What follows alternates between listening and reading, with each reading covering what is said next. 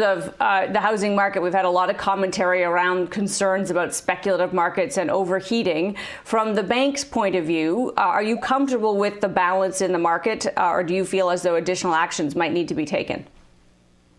No, I do think we have a supply-demand imbalance that's causing a very strong heated marketplace. And I do believe, to your question, that we do need to start invoking some policy change in the short term. But a lot of this is coming from strong demand, not only short supply. You look at the correlations to demand, immigration increasing, the store of value. We've had a lot of savings over the past year. There's $200 billion sitting in Canadians' accounts versus normally they'd have $40 billion sitting in their accounts. Canadians are feeling confident because of the strength of their wealth and investments with record stock markets. And then to the point you just made, there's a change in preference. There's a change in consumer needs that are at odds a little bit with urban planning. We're trying to densify and go up into smaller units vertically, whereas what consumers want, to your point, is more space, planning for a hybrid world in the future, inside cities and more urban rural areas. So I think, given the strong demand, and that I think it'll be persistent. I don't think it's going away because of a lockdown.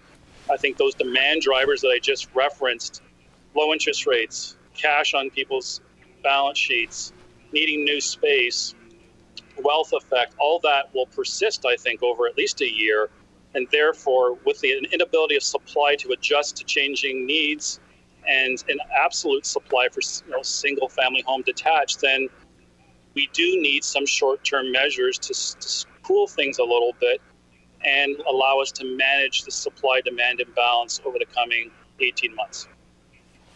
What might those measures be beyond what OSFI's done today, Dave?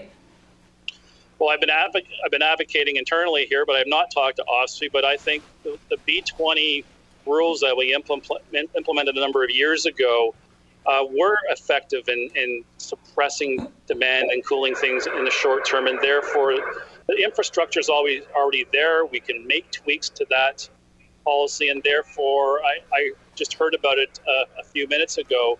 I am encouraged that is an implementable short-term policy that does withdraw some borrowers who are stretching themselves too much with low rates into too large a house, and therefore can reduce demand in the economy. You know, as the biggest bank in the country, you see this pandemic through two lenses, maybe three, actually. As CEO running a big, complex organization, you address this issue today of your own employees and how they've fared. You also obviously have a front row seat to how your customers are doing. I want to drill into both of those a little bit, Dave, but I want to start pretty high level with how you think things are going. And do you feel relatively optimistic about the state of things right now? I'm obviously concerned about the variants and the increased lockdowns and the volatility of opening and closing. It's very hard on small business. I'm most concerned about our healthcare system, and the stress is on our frontline healthcare workers and making sure we take care of the health of all of those affected. I'm actually less concerned, Amanda, about the economic impact. It's going to be hard on small business, and we have to help small business, particularly restaurants and others on Main Street, affected by opening and closing and how damaging that is to their finances. But in the medium term, with the pent-up demand, with the liquidity out there, with the economic support, we will recover strongly once we get to closer to herd immunity and a higher vaccination level. The vaccines are arriving. This is an amount of time. So I worry about short-term health and outcomes, but I don't worry about really the medium-term economic impact. I'm expecting still very positive about a strong rebound in the latter part of this year.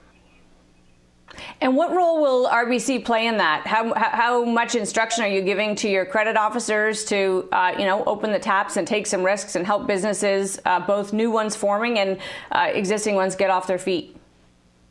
Well, we continue to approach our credit through lending through a cycle. We think about a customer over the evolution of their lifetime. We don't adjust significantly in good times and bad times. That's kind of bad credit strategy. Good credit strategy is to think over the longer term. So certainly as demand starts to reappear, we expect small businesses and commercial to draw down on their existing credit facilities and look for more credit. And we're gearing up. We've been hiring account managers. We've been hiring private bankers in the United States in Canada. We're the only bank, Amanda, that's increased their employee complement year over year. Everybody else is down.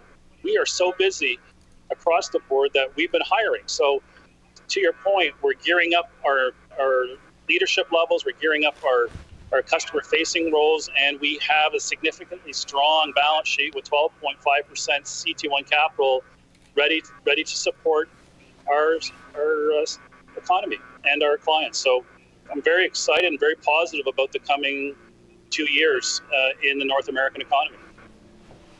You do have, one could argue almost overly high levels of capital, Dave. What's the plan for it when you think of kind of the breakdown of how you might deploy it? What's on your mind?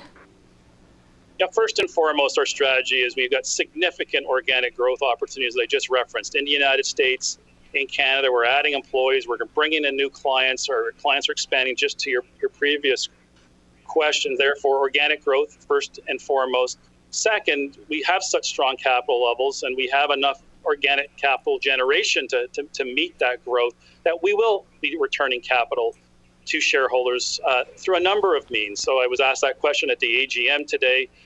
So we have the opportunity and strategic flexibility to continue to position RBC for sustained long-term growth. It's a great position to be in with such strong capital levels, and therefore it's a winning formula for our shareholders and investors.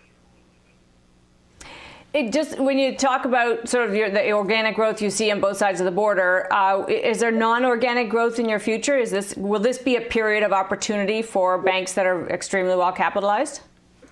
You mean inorganic as far as acquisitions you're referencing? Yes.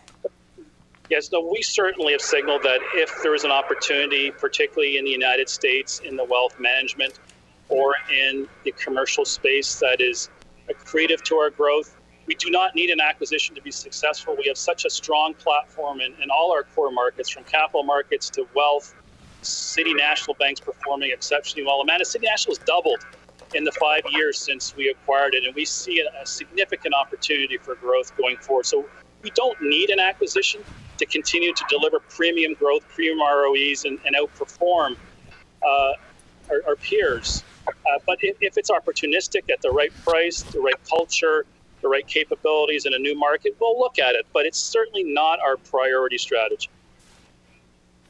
You did today address the welfare of your own employees. This has been a tough time, Dave. You've had to adjust like every business has. What will change for you permanently because of this pandemic? How are you rethinking that relationship and how people will work?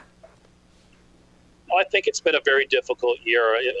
In my speech, I had a chance to thank our 86,000 employees. They've been absolutely phenomenal. Just to give you a few data points, we handled 20 million inbound calls from our clients. In my 35 years with RBC, I've never seen all our clients impacted at the same time. We peaked on our direct investing queues and numbers and incredible activity. We made 3.7 million outbound calls to our clients to see if they were okay. We put in place 620,000 relief programs for small business and consumers. It's been an unbelievably busy year, and that's taxed our employees. Today we announced another day off for employees just to say thank you. We know how hard you've worked. So we protected their physical health by having 80% of all those employees who could work from home. We close branches when we have to. We reopen them from that perspective. But the emerging issue is a combination of employees' mental health and our clients' mental health, which we're obviously very conscious of, the isolation, not being able to see family, not being able to take holidays the way they did. So we're very much conscious of increasing our support through increasing the amount of money we're putting into third-party assistance around mental health, which we believe is very important. The days off, as we talked about, tools around meditation, other areas that any tool that we can give our employees to get through this tough time and help them, help their families, I think, is really, really critical. So I think from that perspective, and then we're adjusting to this future of work and moving to this hybrid world. And I think if you asked me a year ago how it felt in an adrenaline-fueled stay-at-home is very different than how we feel today, and a more sober a year in, where we, being together, creativity, connectivity is still a big part of our future. But we're not going back to the past where 100% of people come in, and we're going to live in a hybrid world, and we're just figuring that out as we go.